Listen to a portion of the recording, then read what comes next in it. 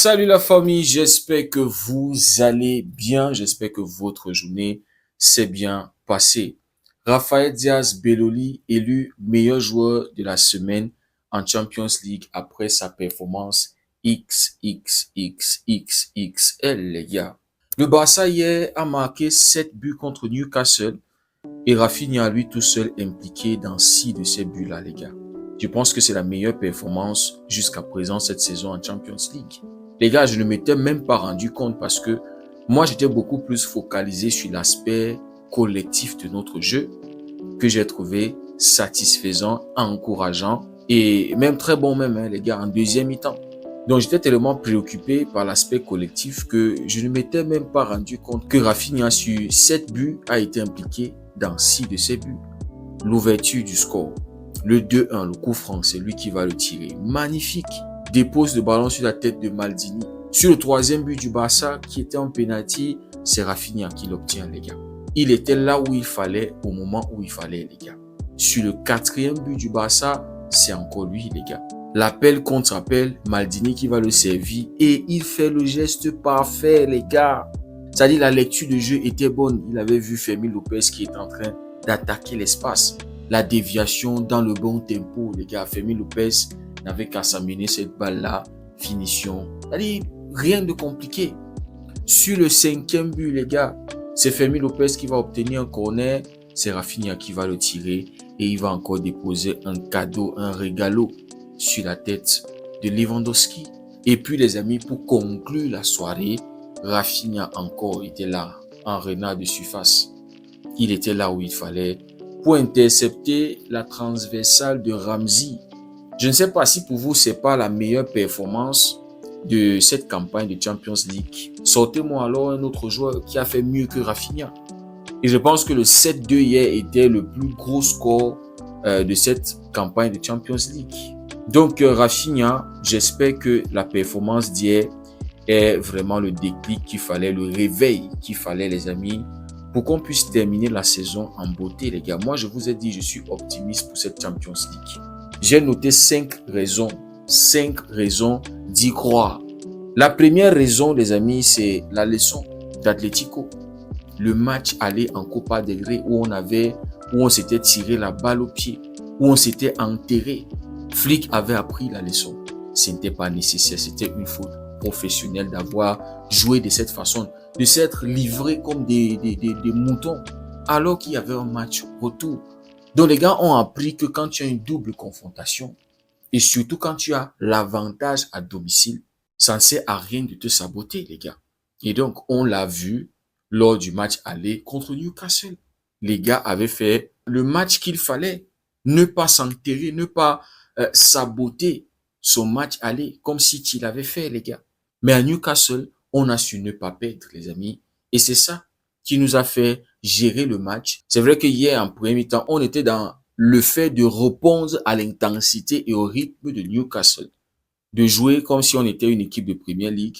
Mais en deuxième mi-temps, les gars, et c'est là où je m'en vais au deuxième point, les gars. Hier, on a appris de notre premier mi-temps contre Newcastle. Ne pas tomber dans le piège de l'adversaire.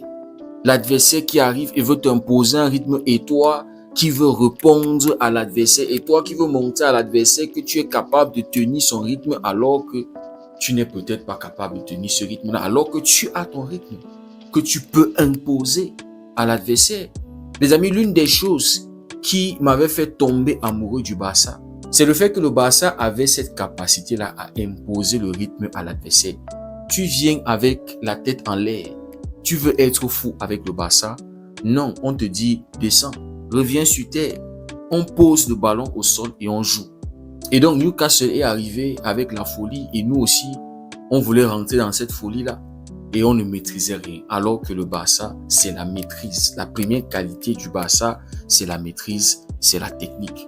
Donc les gars, hier, j'étais content de voir qu'en deuxième mi-temps, on a su imposer, on a su dire à Newcastle, vous êtes chez nous.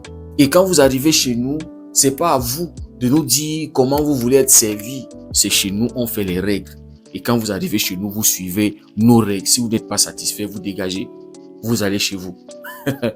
Donc les amis, j'étais très content de voir que nos joueurs en deuxième mi-temps ont su calmer le jeu, ont su imposer le rythme à Newcastle. La troisième chose qui me fait croire que le Barça peut gagner cette Champions League, c'est le fait que défensivement, il y a du progrès, les gars.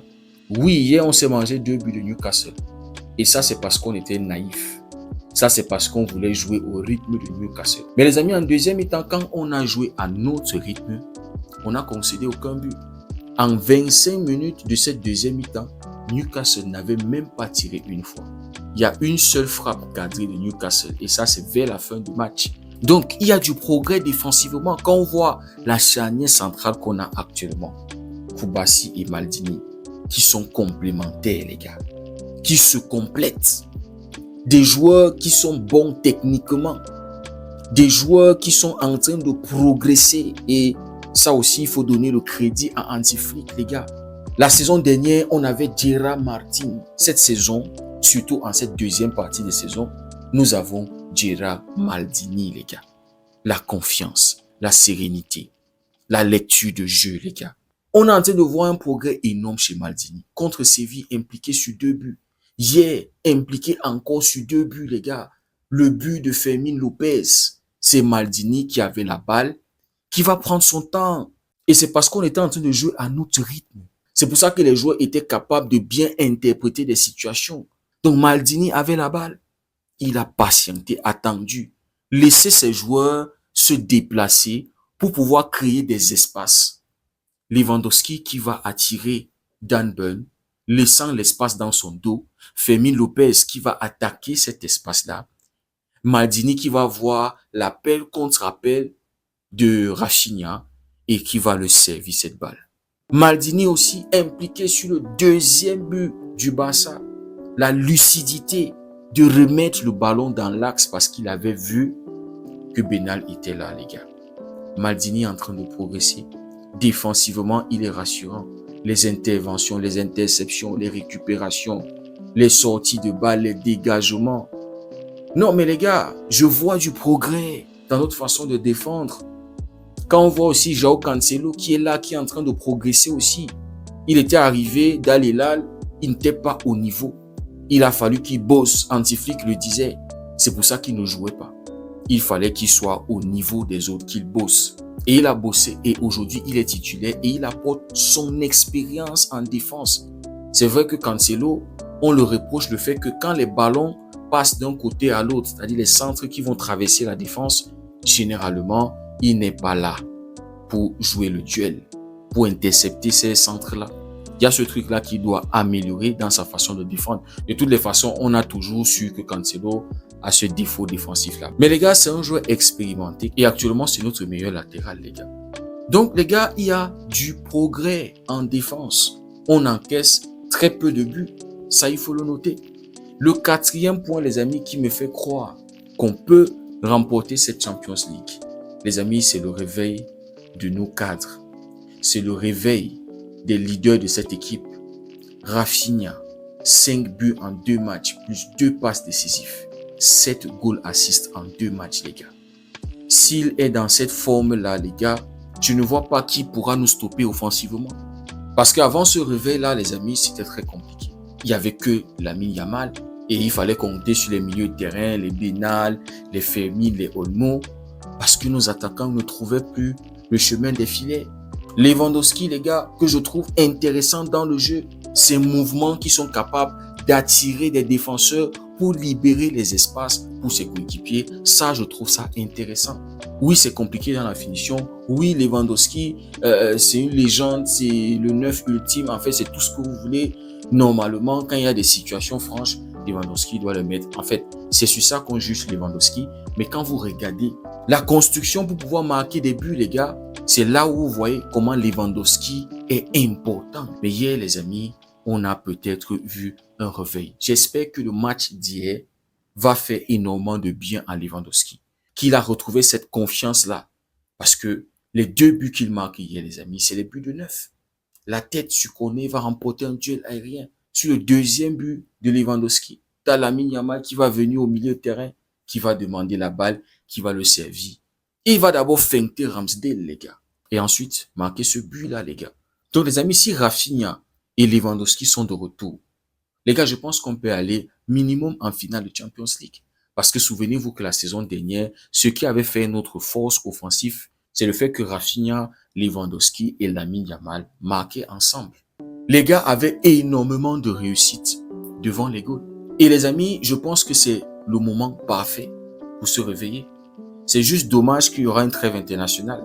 J'espère que ça ne va pas casser le rythme, les gars. Vraiment. Parce que quand les joueurs se réveillent comme ça, c'est bien qu'ils enchaînent pendant un certain moment.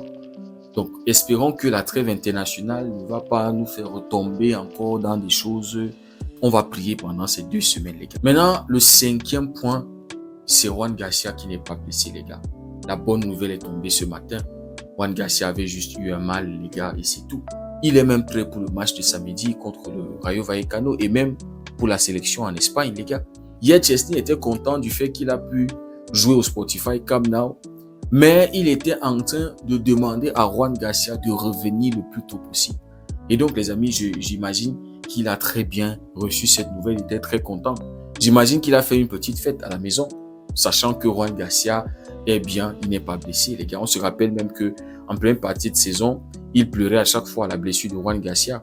Donc, Juan Garcia dans les goals, nos leaders qui se réveillent, collectivement l'équipe qui est en train de progresser, les leçons qui sont en train d'être apprises, l'évolution défensive. Les gars, je pense qu'on peut rêver d'une Champions League. On peut être optimiste. Je ne suis pas en train de dire que c'est quelque chose d'absolu, que le Barça va obligatoirement gagner cette Champions League. Mais les gars, je suis positif. Et il y a des signes qui me font croire, les gars. S'il n'y avait pas ces signes-là, moi je vous avais dit en première partie de saison que je ne comptais pas la Champions League parmi nos trophées. Parce que les signes que je voyais en début de saison, les gars, ne me laissaient pas croire. Mais là, comme on le dit, le foot, ça va très vite. Les choses changent. Là, les gars, avec ce que je suis en train de voir, et on a même le retour de Gavi aussi, faut pas l'oublier. Là, avec ce que je suis en train de voir, les gars, avec Antiflick qui est en train de montrer qu'il apprend de ses erreurs, les gars, on va voir contre Atlético, lors de la double confrontation, ce que ça va donner. Dites-moi ce que vous en pensez en commentaire. Est-ce que vous êtes optimiste ou bien est-ce que vous êtes toujours dans le réalisme? Parce que moi, je suis dans l'opti-réalisme. Dites-moi ce que vous en pensez en commentaire. Si le contenu vous a plu, likez, partagez. Pour ceux qui découvrent cette communauté, n'hésitez surtout pas à nous rejoindre. Merci beaucoup d'avoir suivi la vidéo. On se dit à très bientôt. Passez une belle nuit et que Dieu vous garde.